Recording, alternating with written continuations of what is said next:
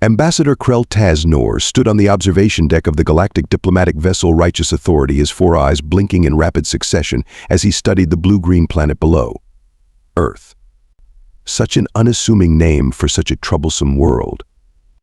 Recording log entry 47293, Cycle 8, Galactic Standard Year 3672. Krell spoke into his personal data unit. He paused, then let out what his species considered a laugh, a series of clicking sounds followed by a high-pitched whine. Or as the humans would say, Tuesday, April something or other, these creatures and their obsession with dividing time into such arbitrary segments. Hi. And they wonder why we find them confusing. Krell's secondary arms adjusted the sensitivity on the ship's long-range scanners. His violet skin rippled with irritation as he witnessed yet another human conflict unfolding on the continent they called Europe. Observe, he muttered to his assistant, Vex Meridian, a lanky, pale-skinned being from the Centaurian collective. The humans are arguing again. This time over. Rectangular lines on a map. For a species that hasn't even achieved proper space travel, they certainly spend an inordinate amount of time bickering about who owns what parts of their rock. Vex nodded, all three of his eye stalks focusing on the holographic display. Ambassador, with all due respect, I don't understand the Council's fascination with this species.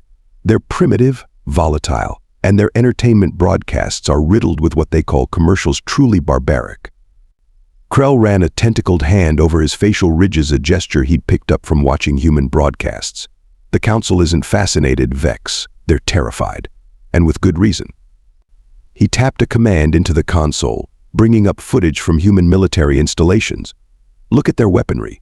Primitive, yes, but innovative in ways that make our security director lose sleep cycles. They're still using combustion-based projectiles and rudimentary atomic weapons, Vex noted dismissively. The Krigali Empire developed past that stage 8,000 years ago. Krell's secondary eyes narrowed while his primary pair continued monitoring the screen. And yet, somehow, these humans have managed to create over 20,000 different ways to kill each other with those primitive technologies. 20,000. The Krigali have 12. Vex shifted uncomfortably. Surely you're exaggerating, Ambassador. I wish I were, Krell replied, pulling up the classified xenobiological assessment.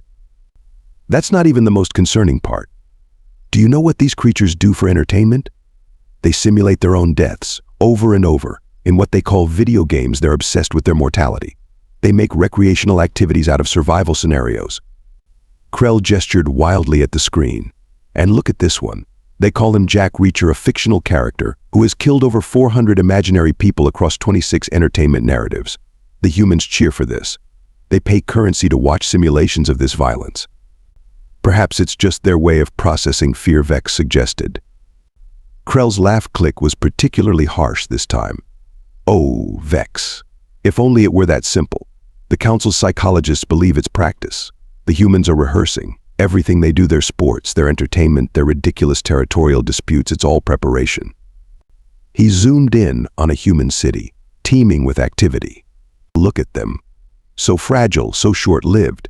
Yet they build these enormous structures, knowing they'll never see them crumble. They compose music that will be played centuries after their deaths. They plant trees under whose shade they know they'll never sit. Krell's voice lowered to what humans would recognize as a whisper. They're patient in ways immortal species can never understand. And that, Vex Meridian, is why the Council fears them. The assistant's eye stalks quivered. What are your orders, Ambassador? Krell turned away from the viewport, his four eyes blinking in sequence, a sign of deep contemplation in his species. We watch. We wait. And most importantly, we make sure the Krigali don't provoke them.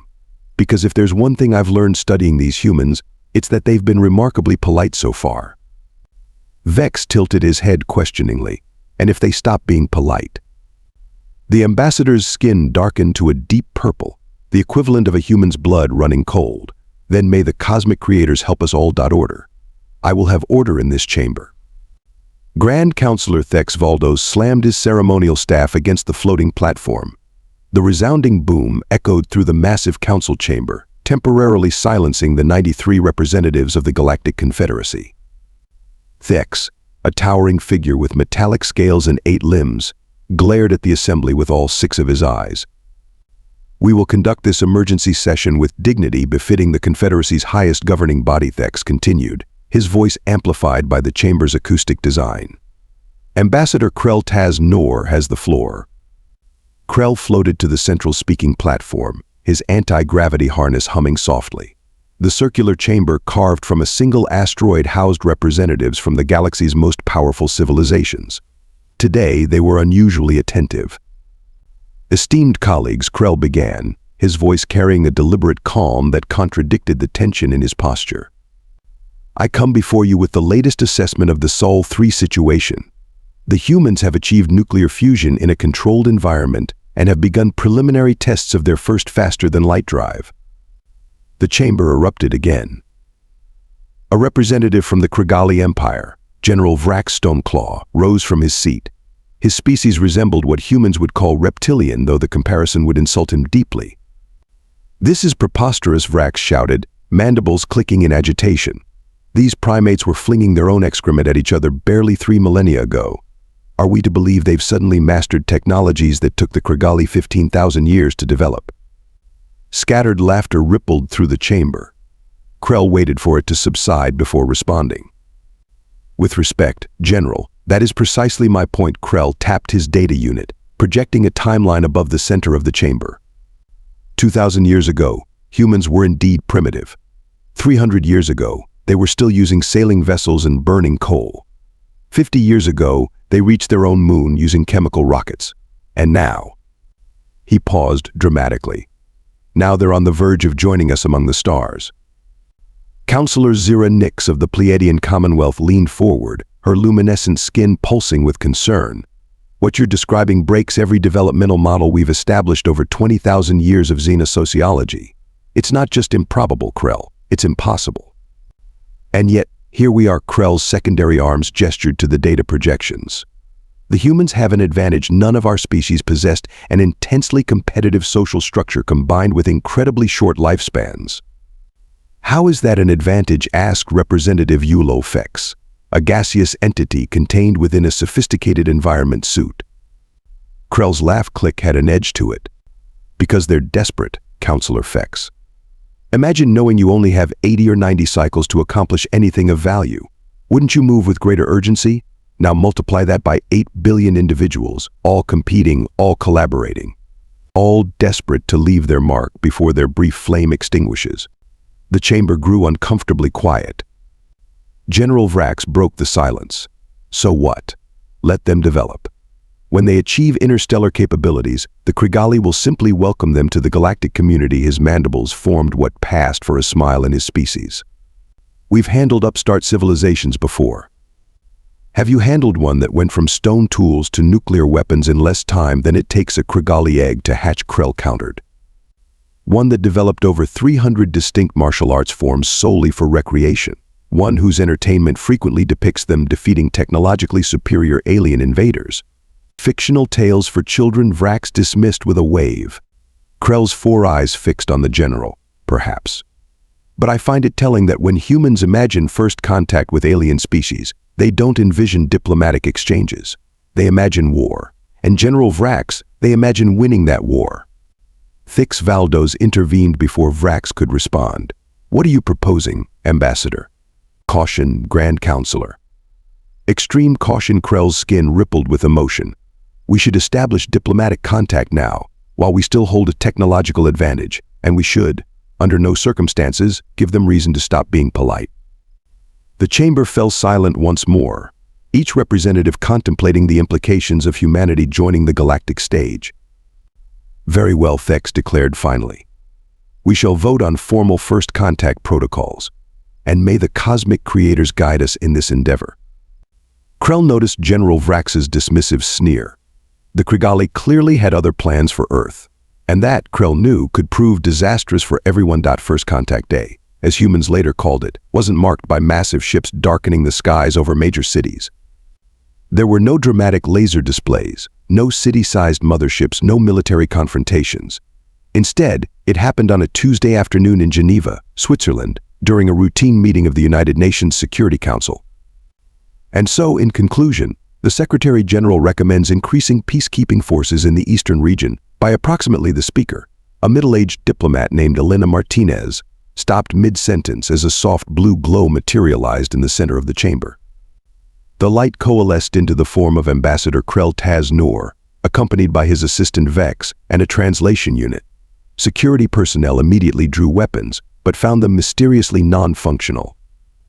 "Greetings, representatives of Earth," Krell said, his translator converting his clicks and whistles into perfect Oxford English. "I apologize for the dramatic entrance, but we felt it best to approach your global governance structure directly. I am Ambassador Kraz'Tuur of the Galactic Confederacy. We come in peace and with an invitation."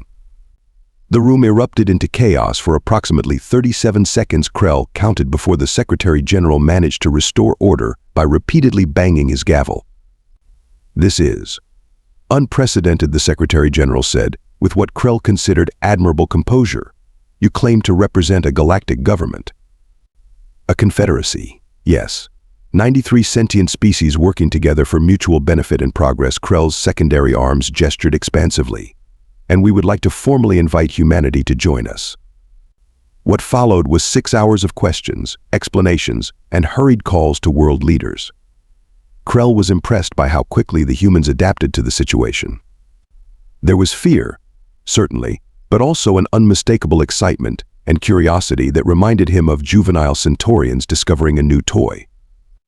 By the end of that first day, the humans had established a preliminary diplomatic protocol and arranged for a more formal meeting with a broader representation of Earth's nations. Krell found their efficiency both admirable and slightly terrifying. 3 months later, Krell stood in what the humans called the Blue Room at the United Nations headquarters, now expanded to accommodate representatives from all Earth nations and several key members of the Galactic Confederacy. The room buzzed with conversation in dozens of languages, all being processed by advanced translation devices. "You've adapted remarkably well," Krell commented to Sophia Chen, the newly appointed Earth ambassador to the Confederacy. "Most species require years to process the realization they're not alone in the universe." Chen, a sharp-witted former diplomat with a background in astrophysics, smiled. "We've been preparing for this moment for centuries, Ambassador Krell. Though I must admit we expected either microbes on Mars or radio signals from distant stars. Having you simply appear in the UN was unexpected." "Hey, humans and their understatements," Krell's laugh click drew curious glances from nearby diplomats. "What you mean is that we terrified you." For about 5 minutes, Chen admitted with a casual shrug that Krell knew disguised careful calculation. "Then we realized if you wanted to harm us, you wouldn't have bothered with diplomatic niceties. Besides, your technology gives you such an advantage that resistance would be futile." Krell's skin rippled with unease. The human had just articulated a complex power dynamic with disturbing accuracy and remarkable nonchalance. "A pragmatic assessment," he replied carefully. "We're nothing if not practical," Chen said, sipping from a glass of champagne. "Now, about these trade agreements your council is proposing. The technology exchange rate seems weighted in your favor." Before Krell could respond, he noticed General Vrax Stoneclaw entering the room with a delegation of Krigali officials. The reptilian's eyes fixed on the human representatives with what Krell recognized as predatory interest. "Ambassador Chen, if I may offer some advice," Krell said quietly. "The Confederacy is not a monolith. Some members view emerging civilizations as opportunities rather than partners." Chen followed his gaze to the Krigali delegation. "You mean they see us as prey?" "I didn't say that." "You didn't have to." Chen's smile remained diplomatic, but her eyes hardened. "We're familiar with the concept of political predators, Ambassador. Earth history is full of them." Krell felt a chill run through his central nervous system. "Just be careful. The Krigali Empire has a particular interpretation of mutually beneficial relationships." "Duly noted," Chen replied, raising her glass slightly. "But perhaps you should share your concern with them, not us. After all, we're being perfectly polite." The subtle emphasis on being wasn't lost on Krell. For the first time, he wondered if the council had underestimated these humans even more than he'd feared. They gave up what Krell couldn't believe the report he was reading. His 4 eyes blinked rapidly in succession, a sign of extreme distress among his species. Vex Meridian nodded solemnly. The entire asteroid belt, Ambassador. Humans have signed over mining rights to the Krigali Empire for the next 50 Earth years. In exchange for what? Surely not those outdated terraforming protocols. Krell's skin fluctuated between shades of purple and blue, reflecting his confusion. Precisely those Vex confirmed. Technology the Krigali haven't used in 3 centuries, practically obsolete. Krell paced the length of his diplomatic quarters on the newly established Confederacy Embassy Station orbiting Earth. The humans had built it with surprising speed, accommodating the biological needs of 17 different species. Another example of their efficiency that both impressed and disturbed him. This makes no sense, Krell muttered. Ambassador Chen is no fool. She must realize the Krigali are swindling them. Perhaps humans aren't as clever as you believed, Vex suggested. They've been similarly accommodating in all negotiations. The Pleiadian Commonwealth received exclusive rights to establish cultural centers on Earth in exchange for what amounts to elementary school mathematics by their standards. Krell's secondary arms gestured in dismissal. No, something else is happening here. Pull up the human news broadcasts. The view screen activated, showing various human news sources. Reporters enthusiastically described the latest technological gifts from their generous galactic neighbors. Public opinion polls showed overwhelming support for the alien presence, with humans expressing gratitude for being welcomed into the galactic community.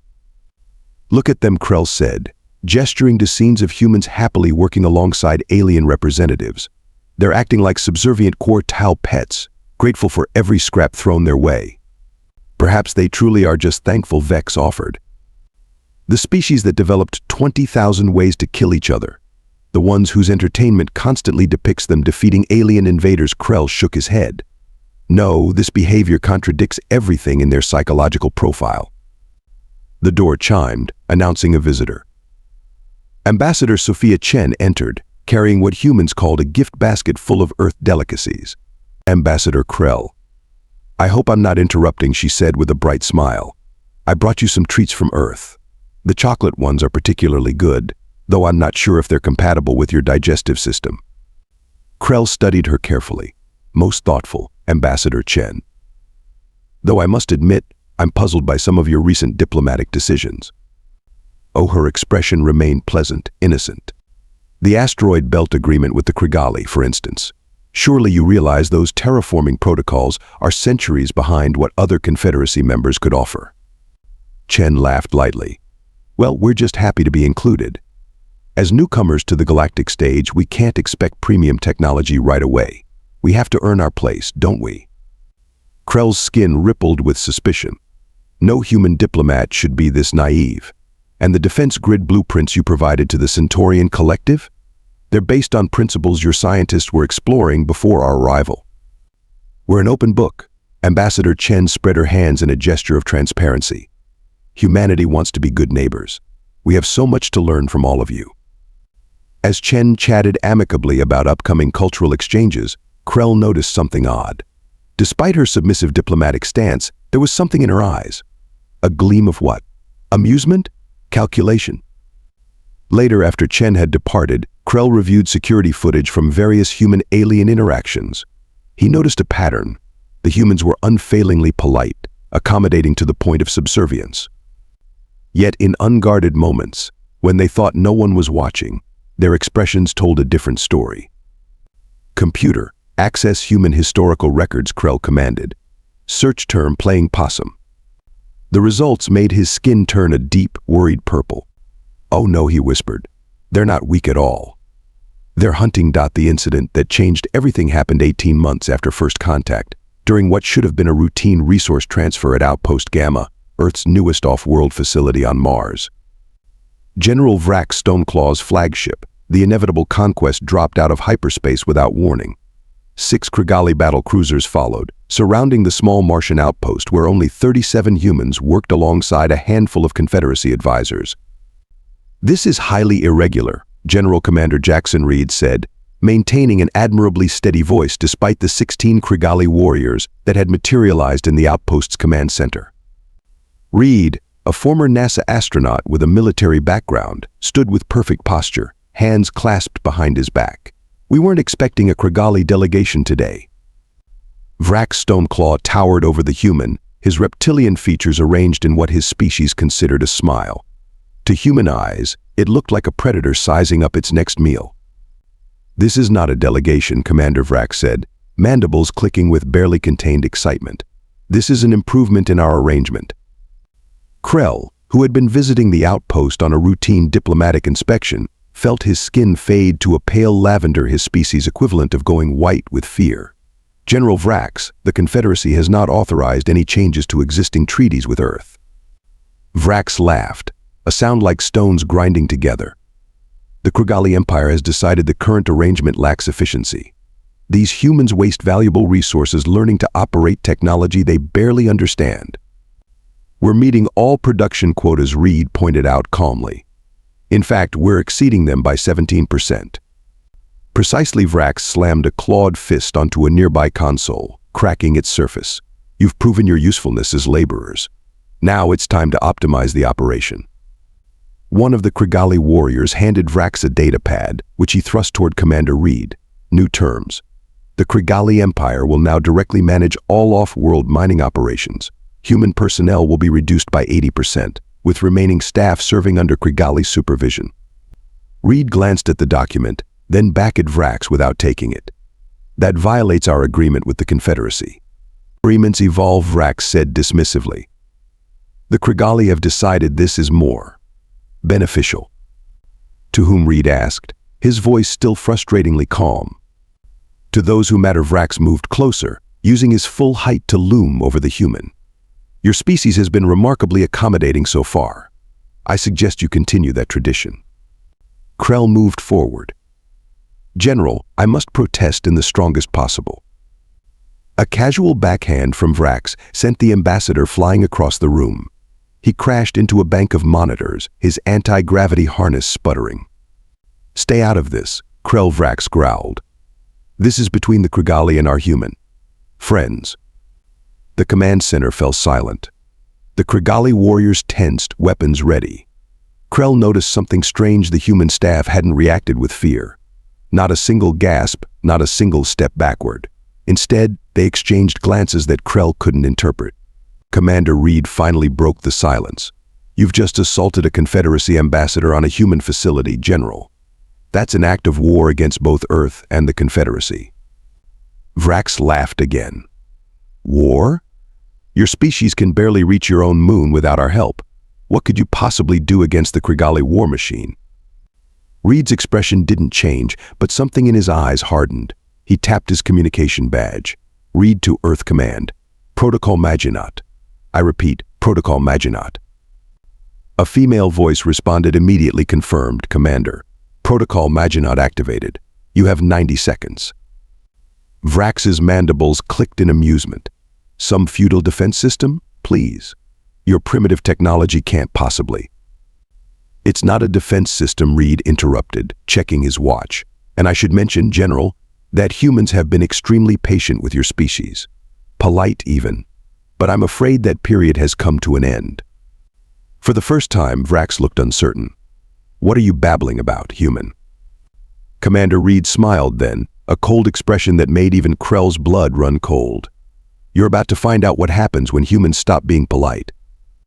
Exactly 90 seconds later, everything changed. 90 seconds after Commander Reed activated Protocol Maginot, the lights in the Martian outpost flickered once, twice, then stabilized. "Was that supposed to impress me?" General Vrax sneered, mandibles clicking in derision. "Perhaps a power surge is the limit of human." The general's words died in his throat as every screen in the command center simultaneously activated, displaying the same image: Earth, beautiful and blue, but surrounded by what appeared to be thousands of previously undetected satellites. "What is this?" Vrax demanded, his confidence wavering for the first time. "This," Commander Reed said calmly, "is humanity without the polite facade." The Krigali communications officer suddenly let out a distressed screech. "General, our ships, they're gone." "Impossible," Vrax snarled, storming over to the console. "Check again, you incompetent fool." "Not gone in the sense of destroyed," Reed clarified, now leaning casually against a console. "Just relocated. Approximately 4 light-years away, if my math is correct. Your crew is fine, just inconveniently positioned." "Krell, recovering from being thrown across the room, stared at the humans with new understanding and mounting horror. "You've mastered targeted long-range teleportation technology," he whispered, "but that's centuries beyond what you should be capable of." "Oh, we've had that for about 6 months now," Reed said with a casual shrug. "Reverse engineered it from that outdated terraforming technology the Krigali so generously provided. Turns out the quantum displacement principles were quite adaptable." Vrax's reptilian features contorted with rage. "You lie. No primitive species could possibly." "Computer," Reed interrupted. "Please display Earth defense grid, full spectrum." The screens changed to show a complex network of satellites, stations, and what appeared to be massive orbital platforms, all previously invisible to Confederacy sensors. "You're seeing approximately 8% of our actual defense capabilities," Reed explained conversationally. "We kept the rest out of visual spectrum as a courtesy. Didn't want to make anyone nervous." Ambassador Chen's voice came through the communication system. "Status report, Commander Reed." "Everything's under control, Ambassador. General Vrax and his boarding party are our guests. Their ships have been temporarily relocated as discussed." "Excellent. The Galactic Council has been informed. I'm patching through Grand Counselor Thex Valdos now." The main screen changed to show the Grand Counselor's shocked face. "What is the meaning of this? We're receiving reports of Krigali vessels appearing in deep space and unprecedented energy signatures around Earth." "My apologies for the theatrics," Counselor Ambassador Chen said, coming into view beside him, "but we felt a demonstration was necessary. General Vrax has violated multiple treaties and assaulted Ambassador Krell on a human facility.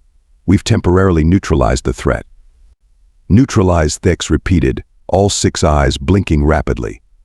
"How could your species possibly neutralize Krigali battlecruisers?"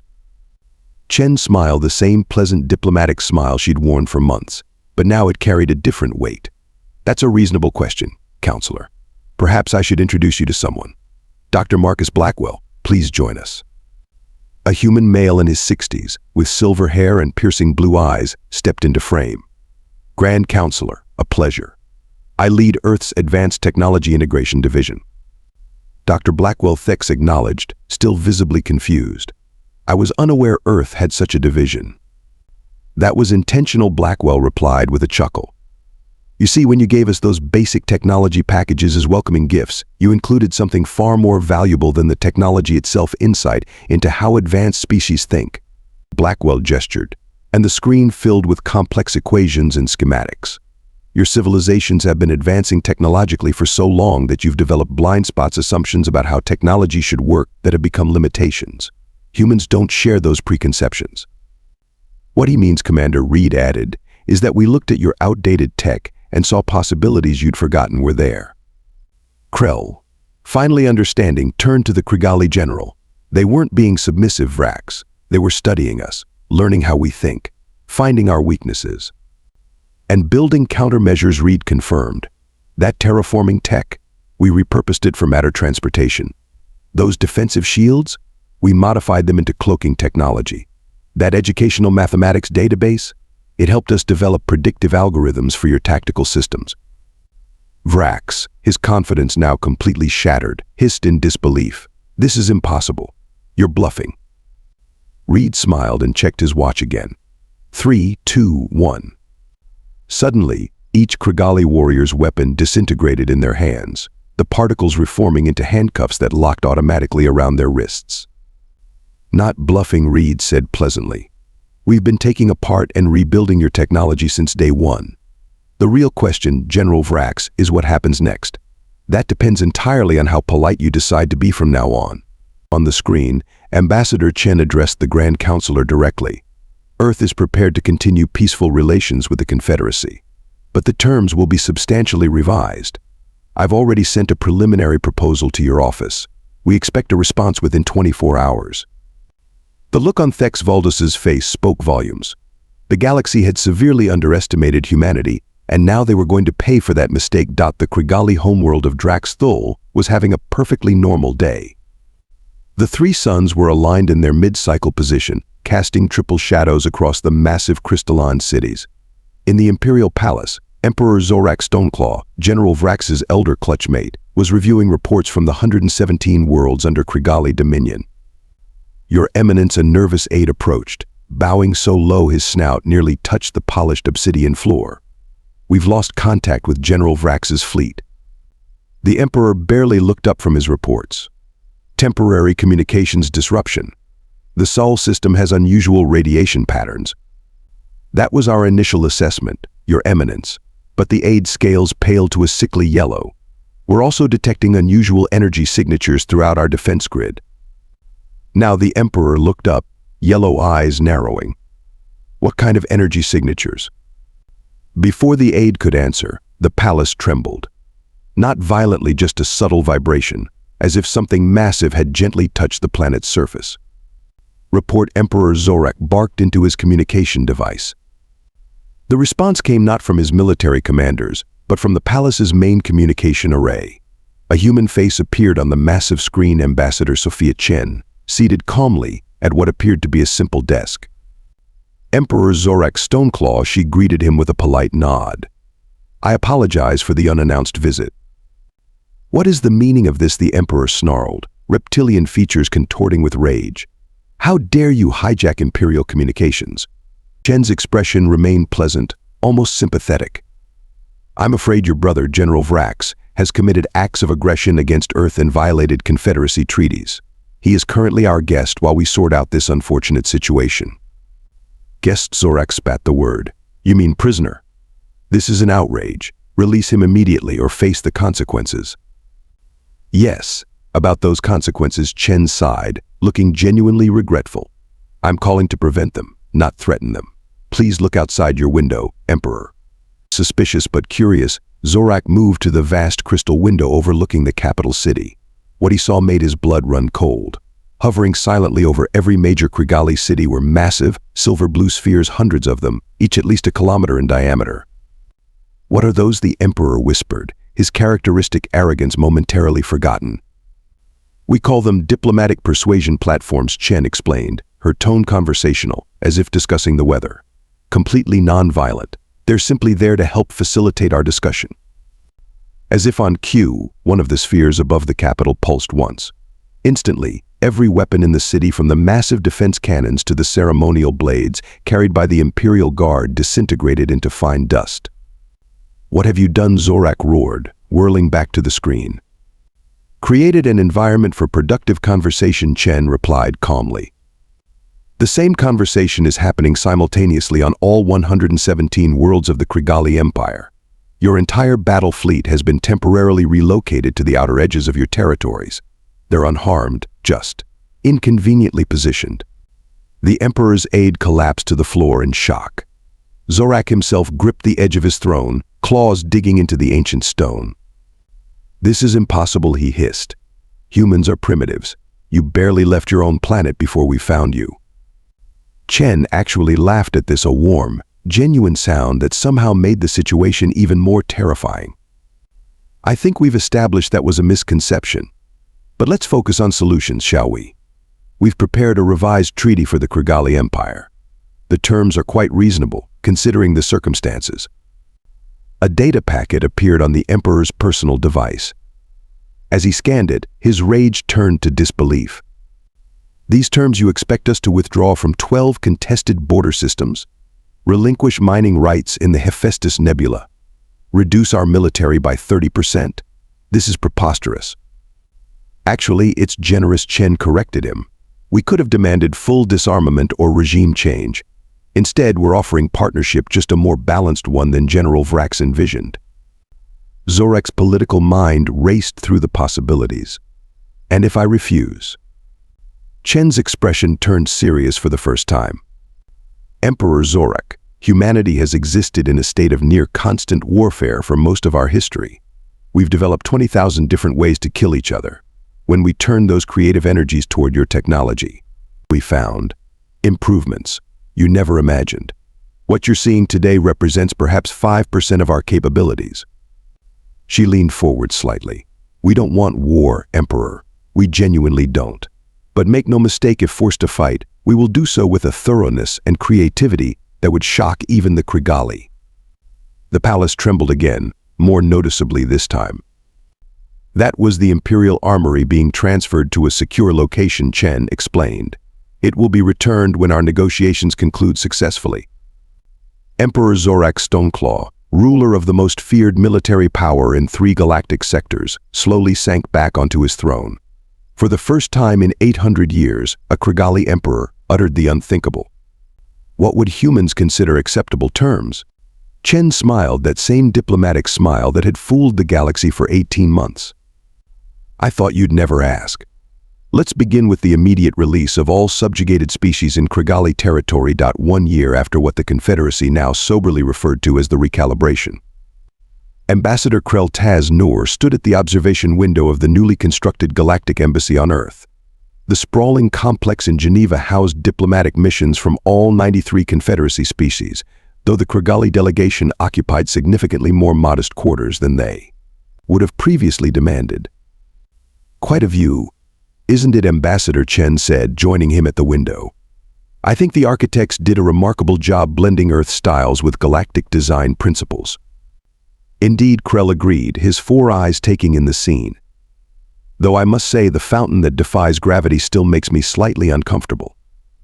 Chen laughed, that genuine, warm laugh that had become familiar to many galactic representatives.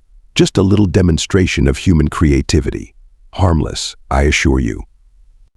Like those harmless diplomatic persuasion platforms still orbiting the Krigali homeworlds, Krell's skin rippled with amusement.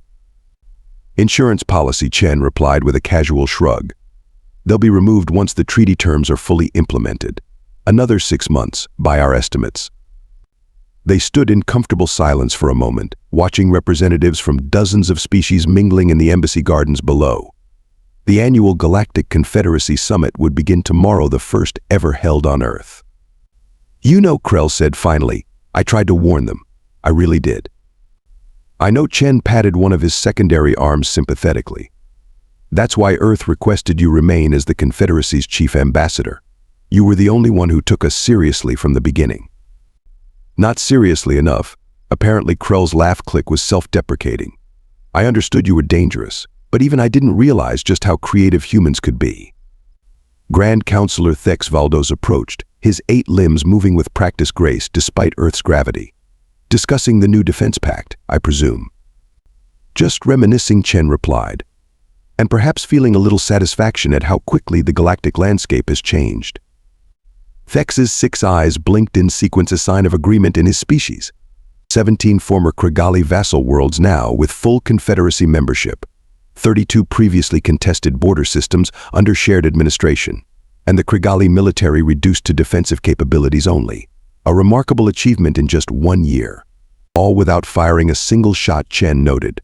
Well, unless you count disintegrating General Vrax's ceremonial dagger right in his hand.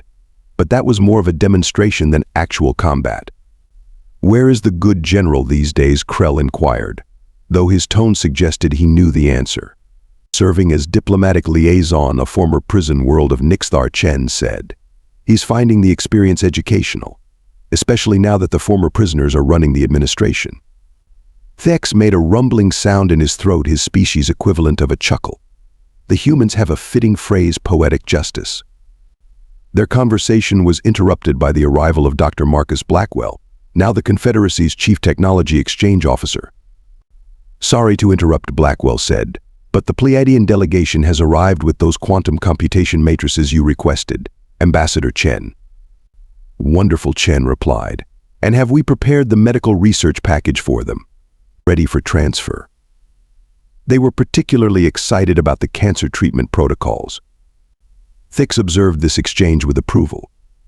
The new technology sharing program has been remarkably successful. 91 species participating already. With the Krigali finally agreeing to join next month, Krell added. Though I suspect that's less voluntary than the official statement suggests. Chen's smile was diplomatic once again.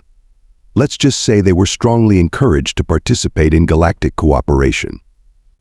As they moved toward the conference room, a junior diplomat approached with an urgent message. After reading it, Chen looked up with an expression Krell had learned to recognize, the calm mask that hid tactical calculations. It seems the Vrax'Thor Collective is testing our borders in the Tau Ceti system, she announced. Apparently, they didn't get the memo about humanity's new position in the galactic community.